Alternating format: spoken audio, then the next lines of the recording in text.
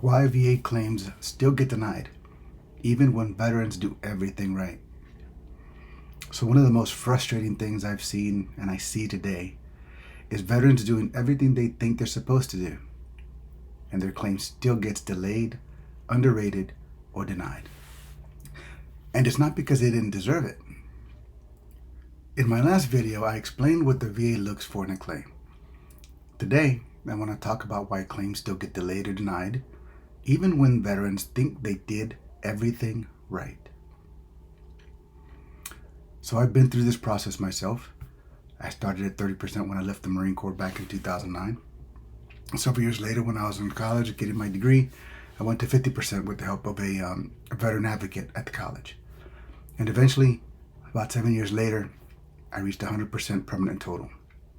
Did it without a lawyer, without paying anyone thousands of dollars. And you can do the same, because I've helped other veterans along the way. The patterns are always the same. So core point number 1, the evidence exists, but it's disconnected. The first problem I see is this: veterans have evidence, but it doesn't connect. The medical records are there, your service records are there, but the VA isn't paid to guess how they relate. If the dots aren't connected clearly, the rater moves on. And this is where it's important to make sure you've got your ducks in a row. Your medical records should coincide with your service records, or any situations or injuries that were recorded in either need to match. A nexus letter helps connect those dots. Again, if the evidence exists, you have to make sure it's connected. A nexus letter and medical documentation, along with service record times and periods, that helps. And that's what makes the connection, the nexus letter. So core point number 2, and this one gets veterans all the time. Veterans let the VA figure it out. So the second issue is relying on the VA together in a whole to gather and interpret everything that you provide, or even don't provide. I'll explain. The VA can access your records, but that doesn't mean they review them the way you think. It doesn't even mean they actually get all the records. This is your claim, and no one else has the same incentives to get it right. This part I learned the hard way. When I reached 50%, that's where we stopped. There was no need to go any further. I'm a retiree. 50% allows me to do what's called concurrent receipt. I get a VA disability claim check and my full retirement benefits at the same time. That's where we stopped. Again, the veteran advocate helped me get right where I needed to be. Getting the rest of the way was up to me. And I did so, again, without a lawyer, without paying anybody thousands of dollars, figuring it out and understanding the process and connecting the records myself, not leaving anything to the VA. So the third core point, and this one's pretty important, as the other two are, missing the VA's language.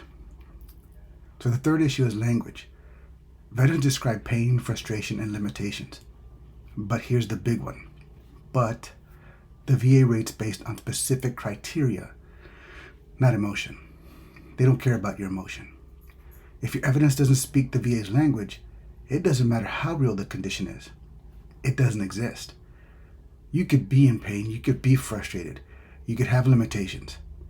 But unless, again, your medical records, your service records, and your explanation, the nexus letter, detail in VA language what the issue is, how it affects your daily life, how it limits your daily life, it's just not going to work out.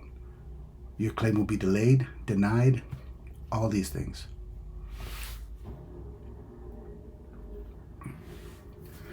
But this doesn't mean the VA is out to get you. I used to think the same thing, let me be honest. I'm not a fan of the VA. There's 2 different branches to the VA that very few veterans are aware of, and we'll go into that later. But it just means the system is not necessarily rigged, it's just rigid. It's procedural, and it does not forgive gaps at all. Once you understand that, everything changes.